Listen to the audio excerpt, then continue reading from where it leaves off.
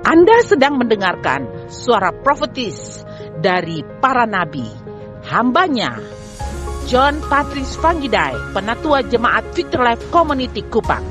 Dengarkanlah dan lakukanlah perintah Tuhan melalui para nabi, maka engkau akan berhasil. Selamat mendengarkan.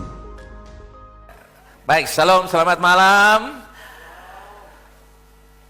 Saya akan banyak bicara tentang orang benar, kebenaran, dibenarkan. Kita akan banyak bicara soal itu ya hari-hari ini dan seterusnya. Nah, malam ini kita akan bahas tentang jadilah seperti Abraham yang benar, bukan seperti Lot yang benar. Dua-dua orang benar, tapi jadilah Abraham, the righteous one, not like Lot, the righteous one too. Jadilah seperti Abraham yang benar, bukan seperti Lot yang benar. Kebenaran datang dengan iman di dalam Kristus saja, bukan kinerja saya dan saudara. Amin. Semua orang yang percaya adalah benar karena kasih karunia melalui imannya, karena tidak mungkin diselamatkan dengan usaha kita sendiri. Roma pasal yang keempat ayat 1-4. Jadi apakah akan kita katakan tentang Abraham, bapa leluhur jasmani kita? Sebab jikalau Abraham dibenarkan karena perbuatannya, maka ia beroleh dasar untuk bermegah, tetapi tidak di hadapan Allah. Sebab apakah dikatakan nas kitab suci, lalu percayalah Abraham kepada Tuhan, dan Tuhan memperhitungkan hal itu kepadanya sebagai kebenaran. Kalau ada orang yang bekerja, upahnya tidak diperhitungkan sebagai hadiah, tetapi sebagai haknya. Abraham, bapa kami, telah ditemukan oleh Tuhan secara daging atau secara fisik. Abraham menerima wahyu bahwa kebenaran datang oleh iman. Jika Abraham dibenarkan karena perbuatannya, ia memiliki sesuatu untuk ditinggikan, dimegahkan, dipuji-puji, karena perbuatannya itu memiliki sesuatu untuk dibanggakan, tetapi tidak di hadapan Allah. Jika Abraham dibenarkan karena perbuatannya sendiri, dia bisa menyombongkan diri, bahkan dia tidak perlu Tuhan, dia tidak perlu berdiri di hadapan Tuhan untuk menerima percaya akan kebenaran, karena dia sudah menjadi segalanya, karena dia mampu untuk menyelamatkan dirinya sendiri. Sekalipun kinerja kita baik atau perbuatan-perbuatan kita baik, jika motif kita buruk, saudara yang kasih, Tuhan dapat melihat sampai ke dalam hati kita. Amin. Abraham percaya kepada Tuhan dan kebenaran itu diperhitungkan kepadanya. Abraham percaya kepada Tuhan dengan cara yang sama seperti Anda dan saya percaya kepadanya hari ini, bahwa Kristus anak Allah, anak Tuhan, diutus oleh Tuhan untuk menanggung segala dosa kita di kayu salib. Bukankah begitu? Amin. Yes. Itulah sebabnya saudara yang kasih, di kayu salib Allah melepaskan ke atas Yesus murkanya yang adil terhadap semua pelanggaran hukuman dosa umat manusia yang ditanggungkan Yesus bagi kita. Melalui ini kita telah mentransfer dosa kita kepada Yesus, dan Yesus mentransfer kebenarannya kepada kita. Tidak seimbang, bukan? Harusnya dosa dengan dosa biar seimbang. Tapi kita kasih Yesus dosa, Yesus memberikan kita kasih. Makanya kita terima kasih. Amin, saudara. Yesus terima dosa, kita terima apa? Yesus terima apa? Kita terima. Betul. Itu transfer. Dia mentransfer. Saudara mesti paham ini. Ini adalah sebuah peristiwa iman yang benar-benar dikerjakan oleh Tuhan kita Yesus Kristus. Oke? Sejauh ini Anda paham, katakan yes. Sama seperti Yesus dihukum dan terkutuk terlepas dari perbuatannya yang berdosa, hari ini Anda diberkati terlepas dari perbuatan benar Anda.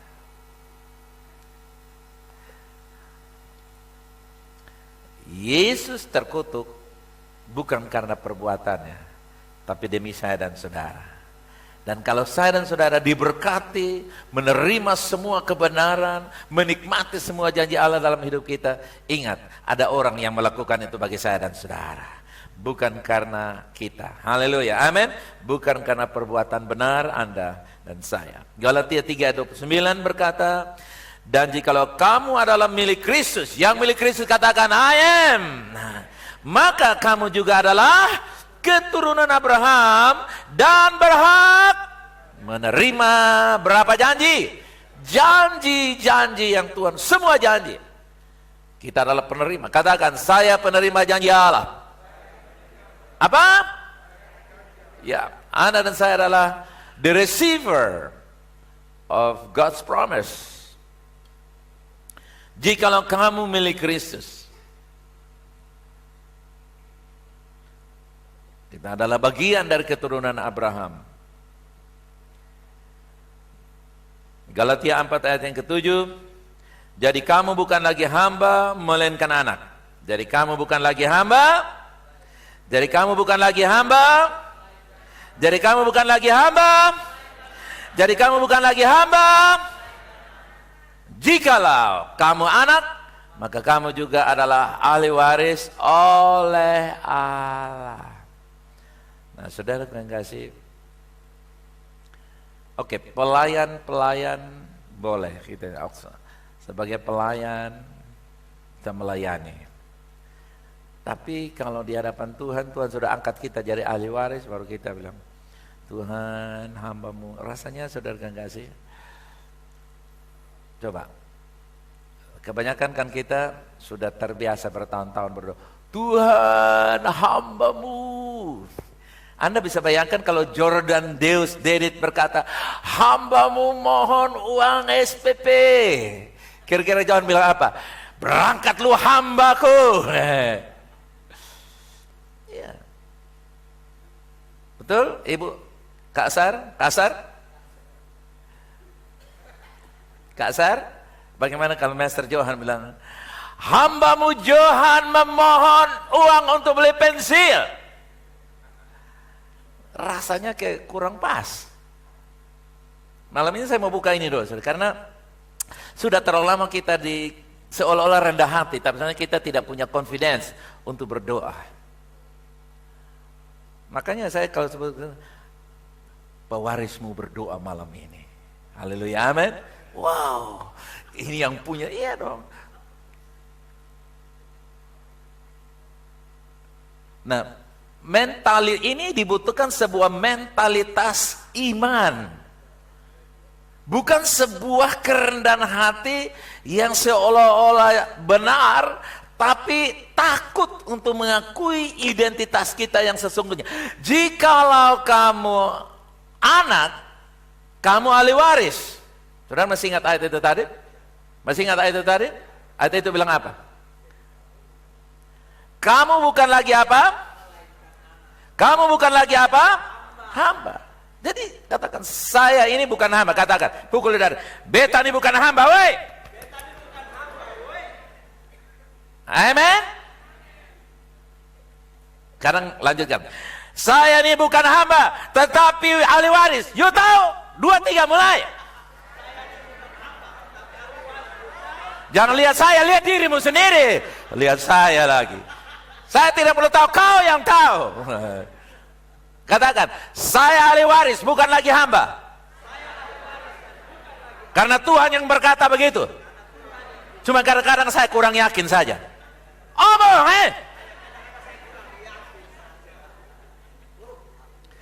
Lanjutkan, mulai malam ini saya ahli waris.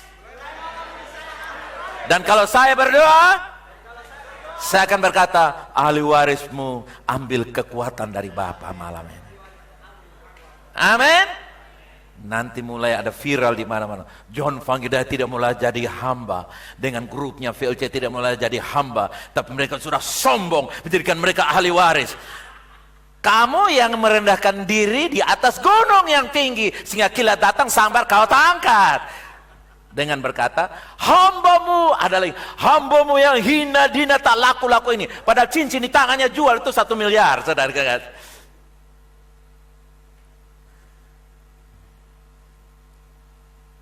Haleluya. Yang mendengar berita ini adalah ahli waris.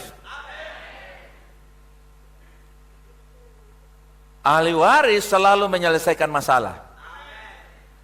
Ahli waris datang untuk menyelesaikan masalah keluarga ini, Bapak. Ahli waris datang untuk membawa kesembuhan. Saudara, jangan malu-malu berdoa untuk itu. Karena kalau saudara tidak berani mengakui keberadaan kamu, setan bilang, "Lu siapa?" Haleluya, amin. Bagaimana? Saudara punya keyakinan malam ini? Aku bukan lagi. Lanjut, aku bukan lagi. Karena kamu ahli waris, kamu harus perkenalkan kepada dunia. Supaya dunia memohon sesuatu dari kamu. Bagi dong warisan. Nih warisanku dalam nama Yesus. Jadilah percaya, amin. Nah, saudaraku yang kasih, ini kebenaran yang benar-benar saya sendiri baru sadar, saudara kasih. Ketika saya belajar ini, oh ya, selama ini kita ini merendahkan diri, tapi kelihatannya rendah hati. Tapi sebenarnya kurang, lack of self-confidence. Karena kalau ngomong hamba tuh sepertinya dunia menyetujui. Setan juga setuju. Sehingga setan, amin, amin, amin hamba, amin hamba. Karena hamba itu konotasinya terbatas.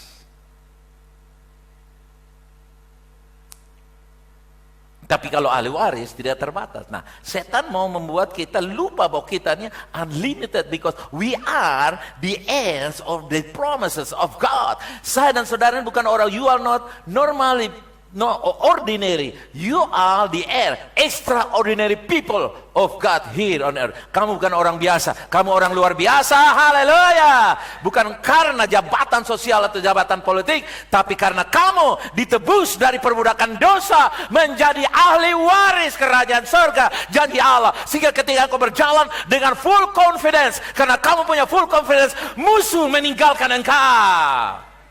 Musuh tidak bisa berurusan dengan engkau, karena ketika musuh deal dengan engkau, pasti musuh kalah. Dan sebelum dia kalah ber-0-0, lebih baik dia tidak hadir, supaya kelihatannya seimbang. Galatia 4 yang ke-7. Ahli waris. Ahli waris, katakan yes I am. Ahli waris. Ahli waris. Sekarang bagi dia yang bekerja, upahnya tentu diperhitungkan, gajinya atau penghasilannya tidak diperhitungkan sebagai upah, sebagai warisan, tapi itu sebuah upah. Dia bekerja mendapatkan upah. Kebenaran saya dan saudara adalah pemberian kasih karunia yang diberikan kepada kita karena apa yang telah Yesus lakukan di kayu salib. Dan bukan karena kita layak menerimanya sebagai upah. Jadi yang menjadikan kita ahli waris ini Yesus. Haleluya, amen. Bukan karena ada upaya-upaya kita untuk melakukannya. Jadi yang berkumpul dalam doa-doa puasa ini adalah ahli-ahli waris luar biasa semuanya, amen. Bukan hamba yang hina dina, yang mentalitasnya terkebelakang dan yang berdoa ragu-ragu, bimbang, kalau boleh, kalau Tuhan kasihi, kalau Tuhan sayang. No, Tuhan bukan sayang kamu saja, Tuhan senang dengan kamu. Haleluya. Sehingga dia jadikan kamu ahli waris. Kita menjadi orang percaya dan menang seperti Abraham. Kita jangan mau kalah seperti Lot yang nantinya kita akan belajar di sini. Di antara semua orang percaya yang saleh, yang kudus karena iman, ada 2 orang jenis orang percaya yang menang dan mereka yang kalah. Ada 2 jenis orang percaya. Satu apa? Satu apa? Yang pemenang ini pasti ahli waris. Yang pemenang ini pasti ahli waris. Yang kalah ini pasti hamba dina. Hamba dina. Hamba hina dina. Pasti. Yang kalah itu pasti hamba. Tetapi yang menang itu pewaris. Dan kita akan belajar di antara Dua itu, Abraham orang benar dan Lot orang benar. Abraham sangat diberkati oleh Tuhan. Selain membuat Abraham benar, Tuhan juga memberkati dia dengan kekayaan, kesehatan. Abraham menjalani kehidupan yang sangat subur atau berbuah-buah sepenuhnya. Dan Abraham meninggal pada usia yang keberapa? Saudara mau meninggal di usia yang keberapa? Ikut saja. Bilang 175, kalau dapat 100 kan lumayan. Ya toh? Loh. Seperti bapak leluhur kita. Kita ini turunan umur panjang. Dan kita punya turunan biasanya tua-tua baru dapat jawaban doa yang sempurna. Jadi yang sudah bilang tua-tua 40 ke atas jangan stres. Tidak ada yang bilang amin. Oh semuanya sudah 30 ke bawah. Abraham dapat jawaban doa waktu dia usia 100 tahun. Dan menikmati janji Tuhan selama 75 tahun. Seimbang, terima janji 75 tahun, nikmati 75 tahun. Klop, haleluya. 25 tahun masa ujian dan pencobaan. Amin. Haleluya. Mari kita mempercayai bahwa Tuhan mau kita turunan Abraham itu umur panjang, saudara-saudara. Amin. Jadi kalau hanya sakit sendiri, aduh jangan sampai jantung atau lepas. Dengan perkataanmu engkau melepaskan dan menaruh kembali.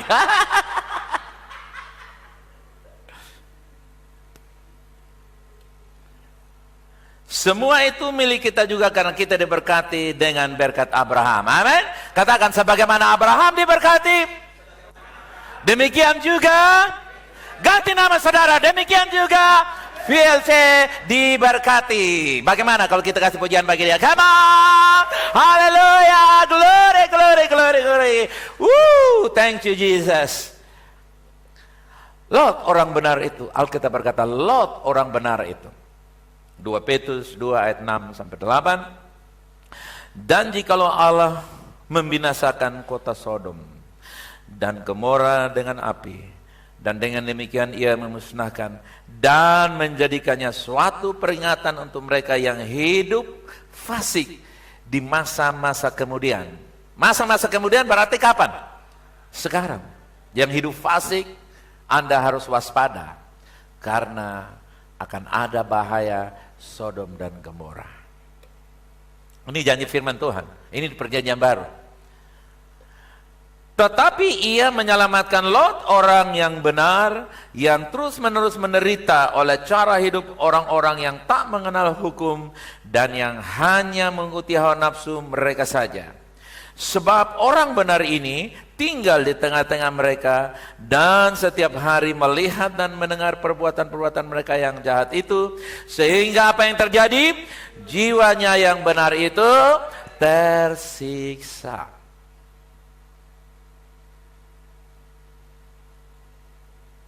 Jiwa yang benar, berarti ada jiwa yang tidak benar. Jiwa yang sakit, berarti ada jiwa yang tidak sakit. Ada jiwa yang gila, berarti tidak ada jiwa yang tidak gila. Ya, kalian mesti paham itu. Nah, kita harus tahu bahwa kita bukan orang-orang yang tidak bermoral. Sebagai orang percaya di mata Tuhan, kita benar dan saleh. Benar itu dari konteks keberadaan kita di hadapan Tuhan karena dibenarkan. Saleh itu karena kita dikuduskan. Haleluya, amen. Namun kisah Abraham ini saudara menjadi contoh. Kisah Lot ini menjadi contoh untuk kita belajar agar kita menghindarinya. Karena Alkitab berkata dalam ayat yang ke-7 tadi, mereka yang hidup orang benar tapi hidup dalam hawa nafsu dunia ini, mereka akan mengalami hal-hal yang membinasakan, mencelakakan mereka. Lot orang benar menyiksa jiwanya yang benar. Alkitab berkata demikian. Orang benar 3 kali. Dalam ayat yang barusan kita baca ini, Lot disebut orang benar 3 kali. Dia benar seperti halnya Abraham, orang benar.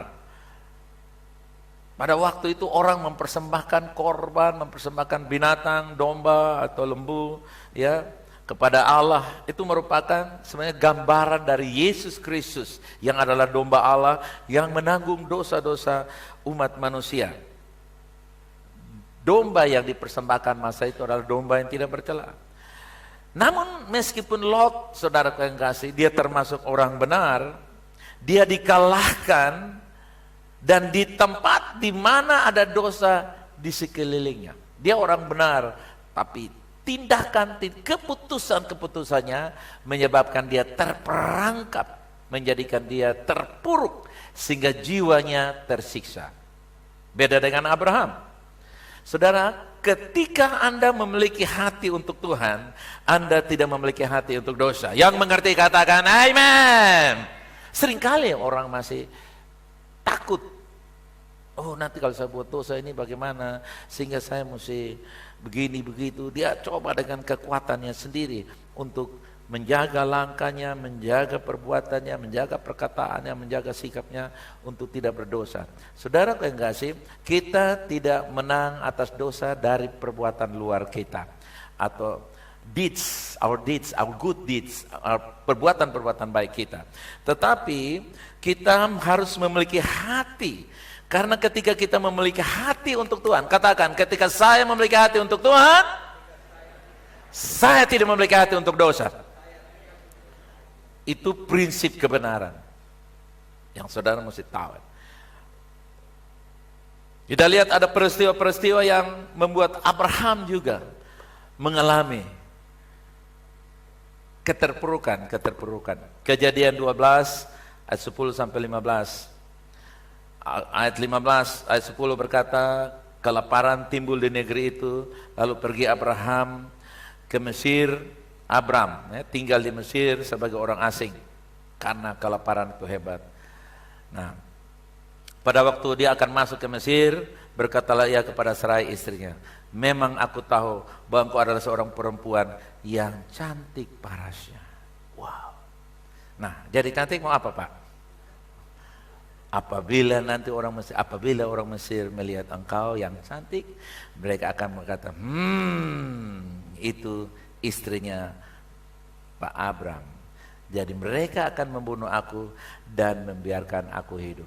Nah, waspada yang cari istri cantik, nyawamu terancam.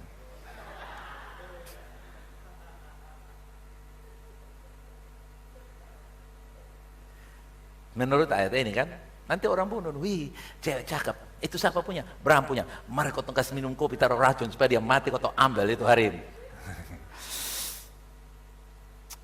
Ayatnya yang ke-15. Dan ketika punggawa-punggawa Firaun melihat Sarai, mereka memujinya di hadapan Firaun, sehingga perempuan itu dibawa ke istana. Saudara bisa bayangkan betapa cantiknya nenek oyang-oyang tak goyang-goyang kita ini, saudara kekasih. Ini nenek oyang cantiknya luar biasa, saudara kekasih. Bayangkan sampai itu punggawa itu orang-orang di istana, kalau puji itu bilang, weh, puji siapa punya dia? Dong puji sampai aus minum aqua, saudara kekasih. Itu dong telah napas, sampai bunyi krok. Wih, dia cantik dah. Waktu, kan Alkitab bilang kan, punggawa-punggawa itu orang-orang hebat di istana tuh. Begitu Abraham baru masuk, orang tidak lihat Abraham lagi, itu tukang cemburu, diambil kalau taruh fiti.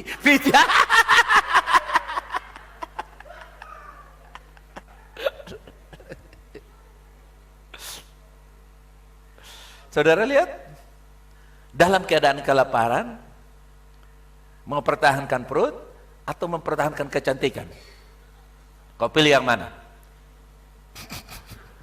Cantik tapi lapar atau tipu-tipu tapi kenyang?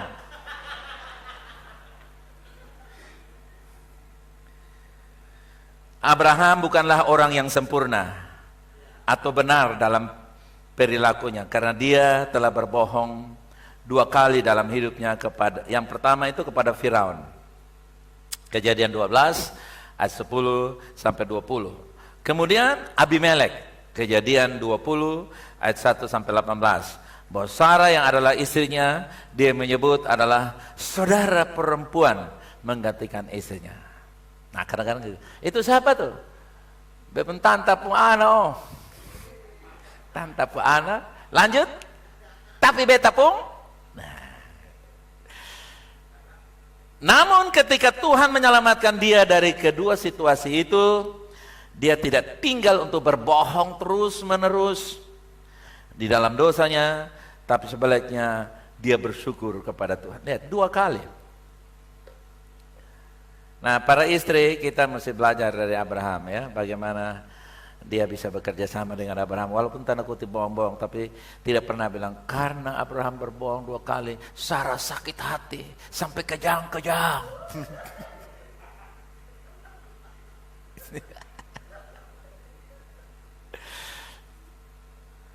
Sarah ini dia punya HM-nya tingkat tinggi, Sarah tahu HM ya? Dia punya harap maklumnya cukup tinggi. Nah kadang-kadang kita mungkin jatuh ke dalam dosa, tetapi jiwa Anda yang benar tidak akan merasa nyaman. Betul ya saudara? Betul ya saudara? Betul ya? Anda ingin keluar darinya. Dan ketika Tuhan membebaskan Anda tidak akan, pokoknya Tuhan, saya dalam tanda kutip, sumpah mati Tuhan. Sumpah pocong Tuhan. Beta sana akan pergi tobat 7 turunan Tuhan. Saudara lihat, itu baik. Saudara kan, Abraham lihat, dia sadar dia kembali. Dia orang benar, tapi yang tidak sempurna. Seperti kita juga, orang benar, tidak sempurna atau belum sempurna. Wih, semua lihat semua mata, wih. Begitu saudara, begitu saudara. Begitu saudara, begitu saudara, begitu sudah apa? Begitu sudah apa? Coba kita lihat Kejadian 13 ayat 1 sampai 4. Maka pergi Abraham dari Mesir ke tanah Negeb dengan istrinya dan segala kepunyaannya, dan Lot bersama-sama dengan dia. Adapun Abraham sangat kaya, banyak ternak, perak dan emasnya. Ia berjalan dari tempat persinggahan ke tempat persinggahan, dari tanah Negeb sampai dekat Betel. Di kemah-kemahnya mula-mula berdiri antara Betel dan Ai, ke tempat mesbah yang dibuatnya dahulu di sana. Di situ Abraham memanggil nama Tuhan. Ke tempat mesbah yang dahulu dibuatnya di sana, dan di sanalah Abraham memanggil nama Tuhan. Setelah Allah melepaskan Abraham dan Sarai dari cengkeraman Raja Mesir, Abraham pergi ke Mesir. Dari Mesir kembali ke tempat dia bersama dengan sebelum tuh di sana dia sebelumnya tempat di mana dia jatuh, tapi kemudian dia kembali di tempat dia mencari hal-hal yang dari Tuhan kembali. Abraham tuh luar biasa. Dia sudah terlanjur tipu-tipu sedikit, salah, dan dia bilang, Sarah, beta salah, mari kau kembali ke sana, naikkan saudara. Sarah juga bilang, itu sudah toh, itu sudah toh, itu sudah toh, besok bilang toh, nah, tapi toh jalan terus toh, nah. Tapi saudara lihat ini, nah, saudara dalam realisasi kehidupan ini, jujur saudara yang kasih, kadang-kadang saudara yang kasih, ada banyak kekeliruan-kekeliruan yang kita kerjakan. Tapi saudara yang kasih, kita tidak tinggal di dalam kesalahan itu. Amin. Kita sekarang bangkit dan membangun altar, tempat penyembahan kepada Tuhan. Ya. Tidak seperti Abraham, Lot itu dia memang tidak pernah saudara kasih temukan Lot. Saudara baca dalam Alkitab, tidak pernah Lot baru disebut orang benar, tapi tidak pernah disebut Lot berdoa, Lot bangun mesbah, itu enggak pernah. Saudara baca baik-baik. Dia orang benar, tapi dia tidak memiliki hubungan yang baik dengan Tuhan. Abraham memiliki hubungan yang baik dengan Tuhan sehingga dia panggil nama Tuhan. Dia memiliki hati untuk Tuhan. Namun Lot tidak memiliki hati untuk Tuhan, meskipun dia orang benar karena iman. Sebaliknya dia materialistis dan mata uang. Lot itu apa saudara? Matrek dan minded money, mata uang, pikiran uang. Lot itu sangat-sangat saudara kasih duniawi. Hatinya terikat dengan perkara-perkara duniawi. Nah, Di dalam Kejadian pasal 13, kita lihat lagi ayat yang ke-10 dan 11. Lalu Lot melayangkan pandangannya dan dilihatnya bahwa seluruh lembah Yordan banyak airnya. Seperti apa saudara? Taman Tuhan. Seperti tanah Mesir sampai ke Zoar. Hal itu terjadi sebelum apa saudaraku?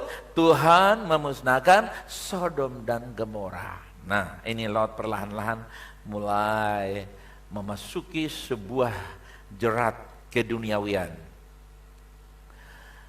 Ayat 11, sebab itu Lot memilih baginya seluruh lembah Yordan itu, lalu ia berangkat ke sebelah timur dan mereka berpisah. Lot mengangkat matanya dan dia melihat lembah Yordan seperti taman Tuhan. Dia memilih Sodom dan Gomora sebagai tanah yang tampaknya subur dan menjanjikan prospek baik untuk masa depannya.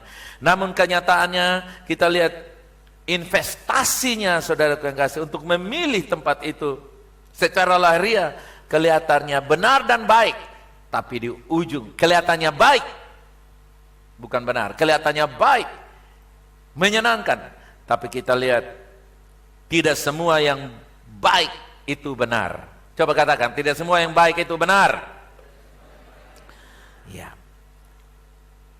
Karena itu mari saudara kekasih, kita belajar luangkan waktu untuk meminta kepada Roh Kudus di hari-hari ini agar kita dapat mengambil keputusan, terutama saudara kekasih jika kita saat tidak nyaman dan terdesak. Saat apa saudara? Tidak nyaman dan terdesak. Jangan Anda memaksakan diri dengan keputusan-keputusan dalam keadaan tidak nyaman dan terdesak. Dalam keadaan dan tidak nyaman, sangat baik sekali untuk Anda tidak membuat keputusan apapun. Kita mesti jadilah bijak. Orang-orang yang bijak menjunjung tinggi keunggulan moral. Amin saudara, amin. Menjunjung tinggi keunggulan apa? Moral. Daripada kita mengikuti kedagingan kita dan akhirnya kita masuk dalam sebuah perangkap Lot. Saya sebut perangkap Lot yang masih ada sampai hari ini. Kejadian 13 ayat 12. Abram menetap di tanah Kanaan, tetapi Lot menetap di kota-kota lembah Yordan dan berkemah di dekat Sodom. Lot mendirikan kemahnya sampai ke Sodom. Lot mendirikan kemahnya ke arah Sodom adalah awal dari kejatuhannya. Nah, orang tua, Anda yang sudah punya anak-anak, kita mesti memperhatikan untuk mengarahkan anak-anak kita dengan baik. Supaya mereka waspada, sehingga jangan sampai kita orang tua, orang benar seperti Abraham, anak-anak kita orang benar seperti Lot. Kita mesti taruh ini sebagai perhatian saudara kekasih. Jangan pernah take it for granted. Lot dan Abraham sama-sama. Harusnya dia tahu diri bahwa dia punya om Abraham itu haruslah dia panggil to'o, hormat. Oke, to'o, om mau bilang apa saya dengar. Om pilihlah duluan. Tapi saudara lihat, dia memilih dengan maunya sendiri. Nah, di dalam rumah tuh saya dapat hikmah begini. Di dalam rumah tuh waspada supaya jangan sampai orang tua dua-dua menjadi orang benar seperti Abraham, anak-anak kita menjadi orang benar seperti siapa? Lot.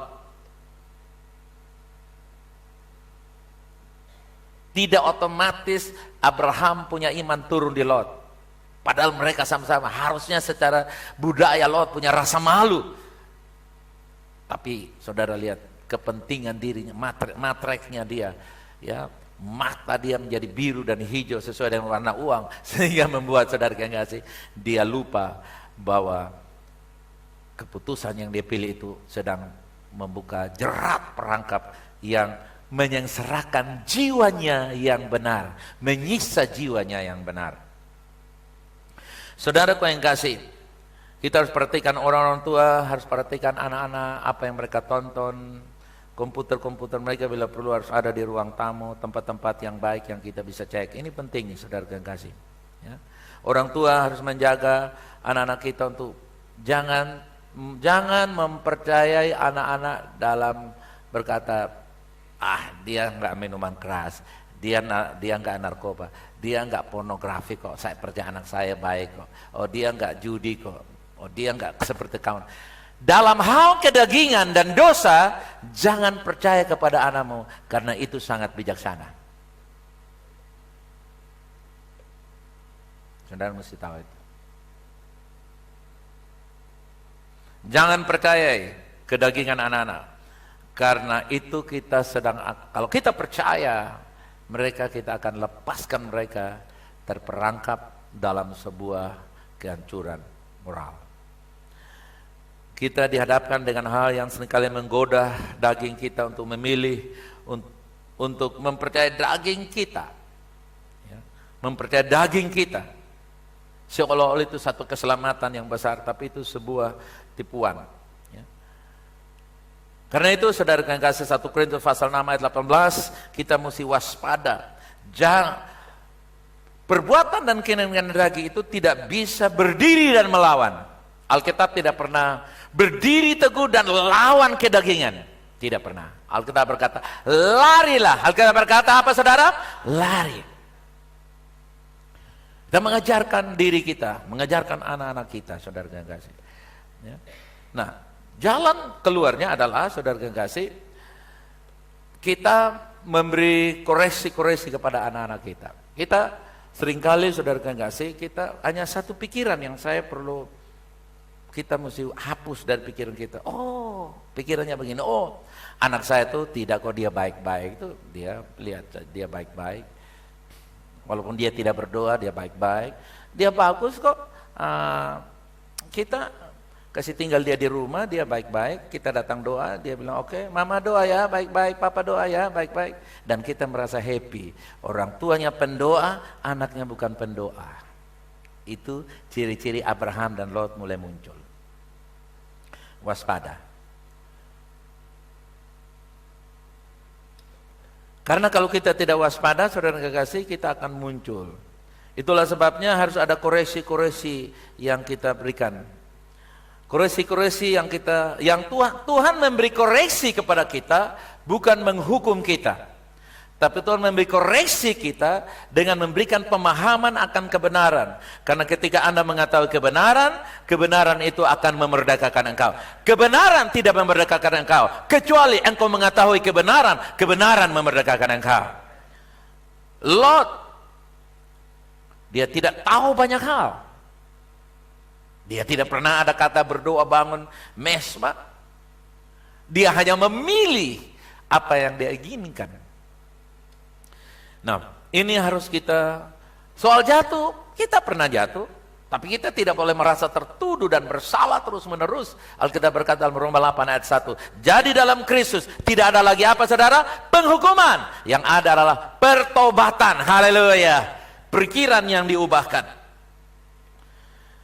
Saudara, kalau kita tidak waspada akan hal ini, maka kita akan terjerat di kemudian hari. Lot pada waktu itu belum ada perbedaan. Malah Lot kalau diskusi dengan istri Lot. Istri Lot namanya siapa? Kalau Lot namanya, istrinya siapa? Istrinya bisa ganti nama para istri sini masing-masing. Oke? Ya. Tante Lot. Tante Lot. Nah, Tante Lot. Ya itu ada. Nanti awalnya memang tidak terasa. Orang Kristen yang duniawi sudah lihat sekarang, wih, dia enak, dia bagus. Kadang-kadang kita lihat, wih, oh dia nih Kristen, penuh Roh Kudus, dia bahasa roh juga. Kenapa kok begini? Modelnya seperti Lot. Orang benar juga, tapi pada akhirnya sudah lihat, orang benar juga, tapi pada akhirnya apa? Jiwanya menderita. Saudara, Anda tidak akan sampai hati melihat nanti, hari ini mungkin Anda punya anak 5, 7, 8 tahun, 10 tahun, 12, 17 tahun.